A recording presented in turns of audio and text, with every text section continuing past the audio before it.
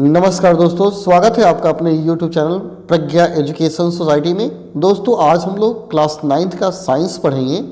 आज के वीडियो में मैं 9th के साइंस के प्रथम चैप्टर से जितने मोस्ट इम्पोर्टेंट ऑब्जेक्टिव क्वेश्चन हैं उन सारे प्रश्नों का उत्तर इस वीडियो में बताऊंगा। दोस्तों मैंने सारा प्रश्न NCERT बुक से लिया है क्योंकि NCERT बुक बहुत ही इंपॉर्टेंट होता है और परीक्षा में इसी बुक से क्वेश्चंस पूछे जाते हैं। तो इस वीडियो में जितने प्रश्न हैं NCERT से लिए गए हैं, अतः इन सारे प्रश्नों को याद कर जाएंगे क्योंकि ये सारे प्रश्न फ्यूचर के लिए काफ़ी लाभान्वित होंगे। चलिए वीडियो को शुरू करते हैं और देख लेते हैं क्लास 9th साइंस के प्रथम चैप्टर से भी ऑब्जेक्टिव क्वेश्चन। प्रथम चैप्टर का नाम है हमारे आसपास के पदार्थ।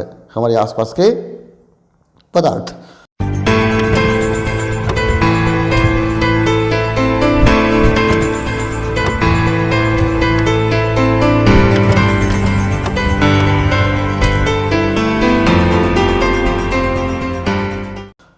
तो इस चैप्टर का सबसे पहला प्रश्न है, निम्न में कौन पदार्थ है? निम्न में कौन पदार्थ है? ऑप्शन है शीत, स्नेह, वायु या घृणा। तो इसमें जो पदार्थ है वह है वायु। ऑप्शन आपका सी सही है, वायु पदार्थ है, लेकिन शीत, स्नेह और घृणा पदार्थ नहीं है। अच्छा से देखते जाइए और याद करते जाइएगा, ठीक है, और इसे लिख लीजिएगा। दूसरा क्वेश्चन है, गैस में विसरण का एक उदाहरण है। गैस में विसरण का क्या उदाहरण है? तो यहाँ ऑप्शन दिए गए हैं, इत्र के सुगंध का हवा में फैलना, स्याही का पूरे पानी में फैलना, कॉपर सल्फेट के क्रिस्टल को पानी में डालना, इनमें कोई नहीं। तो आपका आंसर हो जाएगा इत्र के सुगंध का हवा में फैलना। यह आपका विसरण है, ऑप्शन ए सही है, इत्र के सुगंध का हवा में फैलना। ऑप्शन ए आपका सही है। अगला क्वेश्चन देखते हैं। अगला क्वेश्चन दिया गया है, गैस का द्रव में परिवर्तन क्या कहलाता है? गैस का द्रव में बदलना क्या कहलाता है? ऑप्शन है गैसीकरण, ऊर्ध्वपातन, संघनन या जमना। तो आपका आंसर हो जाएगा संघनन कहलाता है। ऑप्शन सी सही है, संघनन। नेक्स्ट क्वेश्चन देखते हैं, निम्न में किसका घनत्व सबसे अधिक होता है? किसका घनत्व ज़्यादा है? ठोस का, द्रव का, गैस का या प्लाज्मा का? तो घनत्व सबसे ज़्यादा होगा वह ठोस है, इसका घनत्व ज़्यादा होता है। उससे कम द्रव का होता है, सबसे कम गैस का और सबसे कम प्लाज्मा का होता है। सबसे ज़्यादा ठोस का होता है, क्रम से लिखा हुआ है। तो आपका आंसर होगा ठोस का घनत्व सबसे ज़्यादा होता है। ऑप्शन ए आपका सही हो गया। अगला, किस अवस्था में अणुओं की ऊर्जा अधिकतम होती है? किस अवस्था में अणुओं की ऊर्जा अधिकतम होती है? एनर्जी की चर्चा करता है। तो ठोस, द्रव, गैस कोई नहीं। तो याद रहे गैसीय अवस्था में अणु की ऊर्जा सबसे ज़्यादा होती है और सबसे कम ऊर्जा होती है ठोस अवस्था में, और गैसीय अवस्था में सबसे ज़्यादा। इसे लिख लेंगे। अगला है, किस अवस्था में अणुओं की ऊर्जा सबसे कम होती है? किस अवस्था में अणुओं की ऊर्जा सबसे कम होती है? ठोस, द्रव और गैस या इनमें कोई नहीं? तो मैंने पहले ही बताया था कि ठोस अवस्था में कम होती है और गैस अवस्था में सबसे ज़्यादा होती है। तो ऑप्शन ए आपका सही हो जाएगा। अगला है, पदार्थ की किस अवस्था में अंतराणुक बल प्रबल होता है? किस अवस्था में अंतराणुक बल प्रबल होता है? तो ठोस अवस्था में अंतराणुक बल सबसे ज़्यादा होता है, गैसीय अवस्था में सबसे कम होता है। इन दो अणुओं के बीच लगने वाला बल अंतराणुक बल है, जो गैसीय अवस्था में सबसे कम और ठोस अवस्था में सबसे ज़्यादा। तो ऑप्शन ए सही हो गया, ठोस अवस्था। अगला है, निम्न में किस में कणों की अधिकतम गति होती है?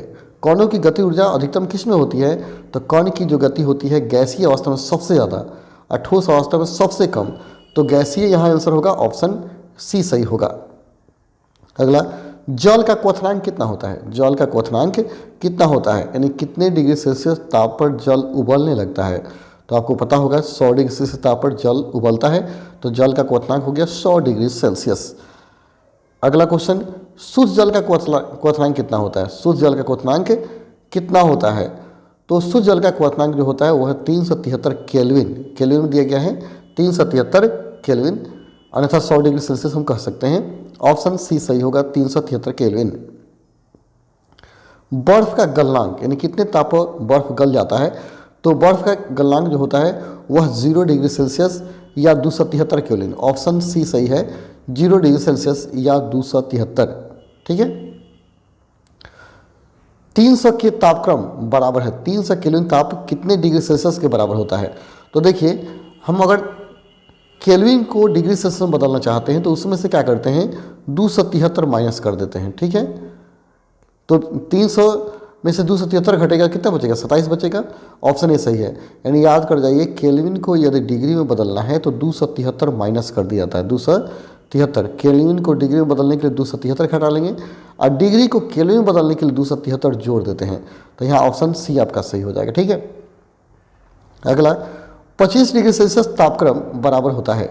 25 डिग्री सेल्सियस तापक्रम कितना के बराबर होगा ये बताना है। तो केल्विन बदलना है तो 25 प्लस क्या करेंगे 273, कितना आ जाएगा 200 यानी 9 और 5 98, 298 केल्विन। यानी ऑप्शन सी सही हो गया। यानी डिग्री सेल्सियस को केल्विन में बदलने के लिए 273 जोड़ दिया जाता है। तो ऑप्शन सी आपका सही हो जाएगा। ठीक है, अगला 373 डिग्री सेल्सियस तापक्रम बराबर होता है और 373 को केल्विन में बदलना है तो हम क्या करेंगे 373 माइनस कर देंगे 200, नहीं केल्विन में बदलना है तो जोड़ देंगे 373 प्लस 273, तो कितना आ जाएगा 373 में 273 जोड़िएगा तो 646 आएगा, 646। तो ऑप्शन बी सही हो जाएगा, 646 डिग्री ना 646 केल्विन। यानी डिग्री को केल्विन में बदलने के लिए 273 जोड़िएगा। ठीक है, केल्विन को डिग्री में बदलने के लिए 273 घटाएंगे। अगला क्वेश्चन है, गर्म भोजन या इत्र की गंध दूर तक किस कारण फैल जाती है। गर्म भोजन या इत्र की गंध दूर तक किस कारण फैल जाती है। तो आपका आंसर होगा विसरण के कारण फैलती है। गर्म भोजन या इत्र की गंध दूर तक विसरण के कारण फैलती है। तो आपका आंसर होगा ऑप्शन नंबर ए। अगला हो गया 0 डिग्री सेल्सियस जल की भौतिक अवस्था क्या होगी।